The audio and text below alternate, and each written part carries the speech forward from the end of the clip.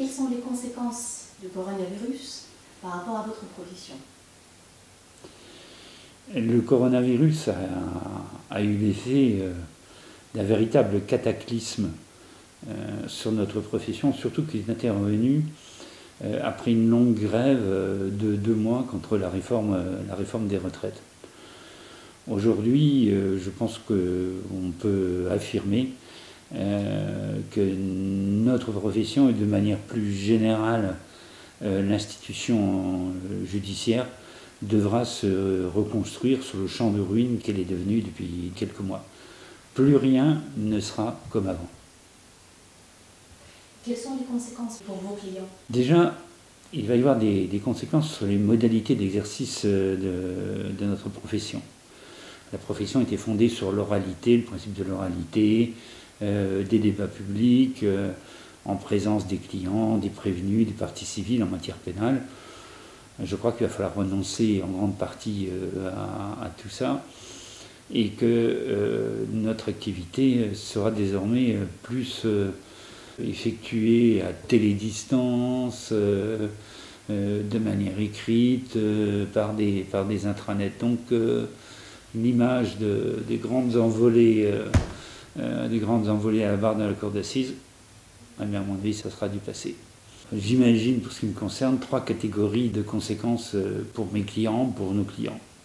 Premièrement, les erreurs médicales. Une fois que la période intense de coronavirus sera passée, personne ne pourra éluder les questions que tout le monde se pose sur l'action des pouvoirs publics, sur l'action de l'administration de la santé, sur l'impréparation de nos services de santé par rapport au virus. Alors il ne s'agit pas du tout, bien au contraire, de critiquer les soignants, mais de se poser les vraies questions pour ce qui concerne l'environnement, c'est-à-dire l'administration, au sens général du terme, l'administration de la santé, peut-être les cabinets ministériels, etc. Pourquoi sommes-nous retrouvés dans cet état d'impréparation? Le président de la République nous a dit que c'était une guerre, mais il nous a envoyés à la guerre sans armes, sans masque, sans test, sans aucun moyen de nous défendre contre le virus. Alors, quelles sont les conséquences de cette situation? Bien, il y aura nécessairement des conséquences individuelles. J'ai déjà des gens qui m'ont téléphoné parce que leurs proches étaient décédés d'une infection nosocomiale à l'occasion d'une trachéotomie ou de mesures de soins. Nosocomiale, ce n'est pas la faute des soignants, c'est un problème de désinfection globale. Enfin, il y aura des centaines de questions qui seront posées et qui devront être posées. Deuxième catégorie, c'est celle des couples. Il est évident qu'un confinement aussi long pendant 2 mois, ce face-à-face qui a pu exister entre les gens mariés, enfermés dans leur appartement, c'est un test déterminant. Si ça s'est bien passé, ça se passera bien pour l'avenir.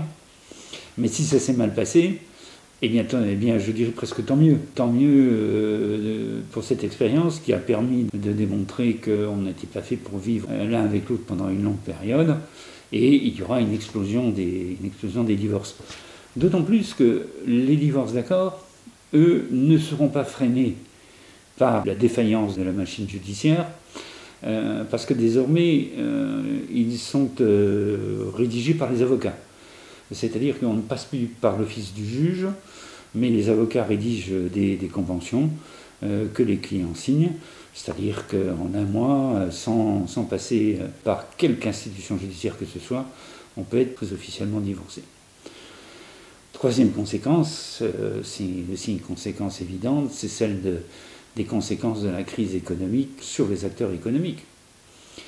Ça va être le problème des défaillances d'entreprises, des factures non payées. Enfin, c'est le cirque infernal qu'on devine. Je ne paye pas mon fournisseur qui lui-même ne paye pas son propre vendeur de produits de base. Et il y a toute la chaîne qui s'effondre. Donc il faudra aussi essayer de trouver les solutions. Bref, ce coronavirus, ça a été l'apocalypse. Mais l'apocalypse prévoit une destruction, mais aussi la reconstruction d'un nouveau monde. Et je pense que nous sommes tous là pour reconstruire un nouveau monde judiciaire.